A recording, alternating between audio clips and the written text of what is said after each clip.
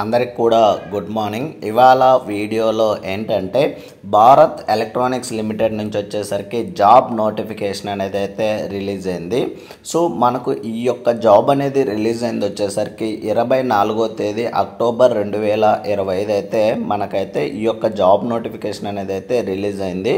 So టోటల్గా మనకు release అయినటువంటి జాబ్స్ వచ్చేసరికి 340 జాబ్స్ అనేది అయితే రిలీజ్ కావడం అయితే జరిగింది. ఇంపార్టెంట్ డేట్స్ విషయానికి వచ్చేసరికి స్టార్టింగ్ డేట్ ఆన్లైన్ అప్లికేషన్ వచ్చేసరికి 24వ తేదీ అక్టోబర్ 2025 స్టార్ట్ అయ్యి 14వ తేదీ నవంబర్ 2025 నాటికైతే ఆన్లైన్ అప్లికేషన్ అనేది అయితే ఎండ్ అయితే అవుతుంది.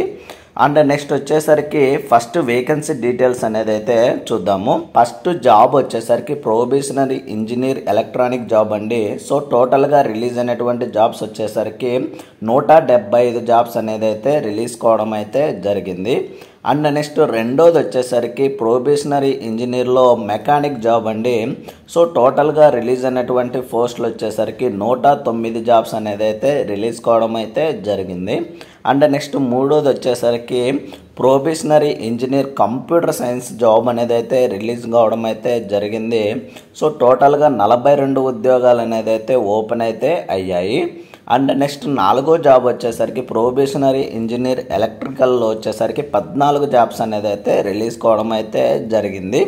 సో దీనికి బేసిక్ శాలరీ వచ్చేసరికి 40,000 నుంచి 1,40,000 మధ్యలో అయితే శాలరీ అనేది అయితే ఇవ్వడం అయితే జరుగుతుంది. అండ్ ఇయర్ వైజ్ వచ్చేసరికి 13 lakhs per annum అయితే శాలరీ అనేది అయితే ఇవ్వడం అయితే జరుగుతుంది. ఏంటంటే శాలరీతో పాటు అదర్ అలవెన్సెస్ అండ్ బెనిఫిట్స్ కూడా మనకైతే రావడం అయితే జరుగుతుంది. సో అవి వచ్చేసరికి డిఏ, హెచ్ఆర్ఏ వచ్చేసరికి కన్వీనియన్స్ అలవెన్స్ అండ్ నెక్స్ట్ వచ్చేసరికి మెడికల్ అలవెన్సెస్ కూడా రావడం అయితే జరుగుతుంది. అండ్ నెక్స్ట్ వచ్చేసరికి ఎడ్యుకేషనల్ క్వాలిఫికేషన్ అనేది అయితే చూద్దాము. ఎవరైతే ఈ యొక్క ప్రొబేషనరీ ఇంజనీర్లో ఎలక్ట్రానిక్స్ జాబ్కు అప్లై చేస్తుంటారో వాళ్ళు వచ్చేసరికి బిఈ లేదా బీటెక్ లేదా బిఎస్సి ఇన్ ఎలక్ట్రానిక్స్ కానీ లేదా ఎలక్ట్రానిక్స్ అండ్ కమ్యూనికేషన్ కానీ లేదా ఎలక్ట్రానిక్స్ అండ్ టెలికమ్యూనికేషన్ కానీ లేదా కమ్యూనికేషన్ కానీ లేదా టెలికమ్యూనికేషన్ కానీ చదివినటువంటి వాళ్ళైతే దీనికైతే అప్లై చేయడానికైతే ఎలిజిబుల్ అండి. అండ్ నెక్స్ట్ వచ్చేసరికి ఈ యొక్క ప్రొబేషనరీ ఇంజనీర్లో మెకానికల్ జాబ్కు అప్లై చేయాలంటే ఎవరైతే బీఈ లేదా బీటెక్ లేదా బీఎస్సీ ఇంజనీరింగ్ ఇన్ మెకానికల్ చదివింటారో సో వాళ్ళైతే ఎలిజిబుల్ అని అయితే చెప్తున్నారు. అండ్ నెక్స్ట్ మూడో జాబ్ వచ్చేసరికి ఎవరైతే ప్రొబేషనరీ ఇంజనీర్లో కంప్యూటర్ సైన్స్ జాబ్కు అప్లై చేస్తుంటారో సో వాళ్ళు వచ్చేసరికి బీఈ లేదా బీటెక్ లేదా బీఎస్సీలో ఇన్ కంప్యూటర్ సైన్స్ లేదా కంప్యూటర్ సైన్స్ అండ్ ఇంజనీరింగ్ లేదా సైన్స్ ఇంజనీరింగ్ చదివినటువంటి వాళ్ళైతే ఎలిజిబుల్ అని అయితే చెప్తున్నారు.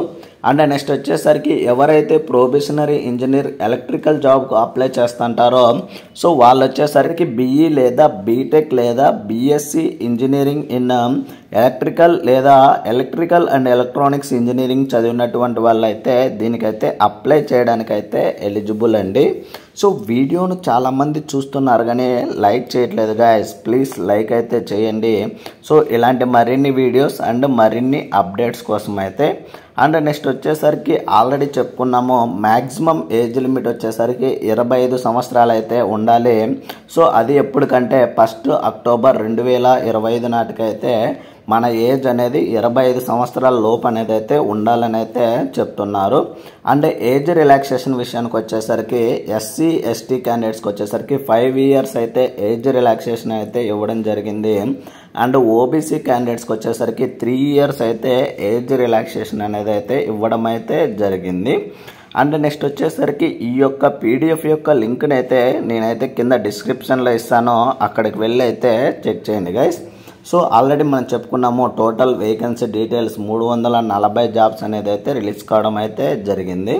అండ్ ప్లేస్ ఆఫ్ పోస్టింగ్ వచ్చేసరికి మనకు వచ్చేసరికి బెంగళూరు ఇన్ కర్ణాటక కానీ, పూణే కానీ, హైదరాబాద్ కానీ లేదా ఇబ్రహీంపట్నం ఇన్ తెలంగాణ స్టేట్లో కానీ, అండ్ నెక్స్ట్ వచ్చేసరికి మచిలీపట్నం ఇన్ ఆంధ్రప్రదేశ్ స్టేట్ కానీ, అండ్ నెక్స్ట్ వచ్చేసరికి నావీ ముంబై మహారాష్ట్ర లొకేషన్.